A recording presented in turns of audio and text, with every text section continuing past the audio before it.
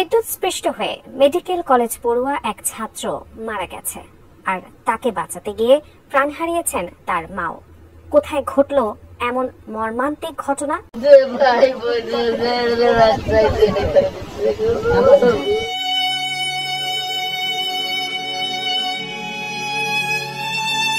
গত এক সপ্তাহ আগে 1 মাসের ছুটিতে রাশিয়া থেকে দেশে আসেন ইশতিয়াক আহমেদ শিমুল। তবে ভাগ্য যেন সহায় হয়নি তার। নিজ বাড়িতে মোটরে পানি তোলার সময় বিদ্যুৎস্পৃষ্ট হন তিনি। ছেলেকে বাঁচাতে ছুটে যান তার মা। ছেলের সঙ্গে বিদ্যুৎস্পৃষ্ট হন তিনিও। ময়মনসিংহের গফরগাঁও উপজেলার বারোবাড়িয়া ইউনিয়নের চারিপাড়া গ্রামে ঘটেছে এমন মর্মান্তিক ঘটনা।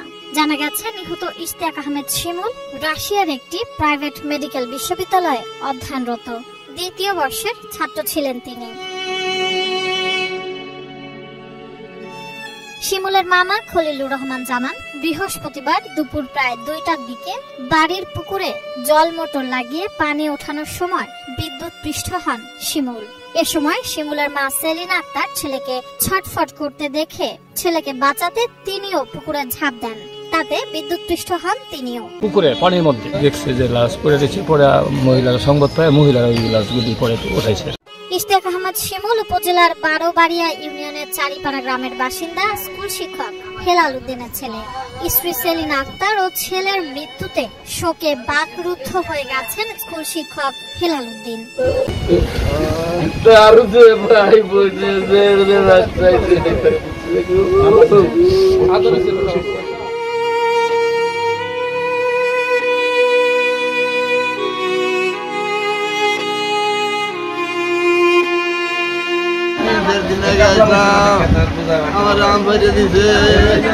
ঘটনা পরিদর্শন করতে এসে গফরগাঁও থানার ভারপ্রাপ্ত কর্মকর্তা ওসি শাহিনুজ্জামান খান বলেন, আলোচনার মাধ্যমে ময়না তদন্ত ছাড়াই মরদেহ দাফন করা হবে। মৃত্যু সংক্রান্তে একটা ইনফরমেশন পাই আমরা। আমাদের গফরগাঁও থানা অফিসার ইনচার্জ সাহেব আমাকে ঘটনাস্থলে পাঠায়। বিদ্যুৎস্পৃষ্ট হয়ে 2 জন লোক মারা গেছে। একজনের নাম শিমুল, একজনের নাম শিরিনা। তারা সম্পর্কে মা এবং ছেলে।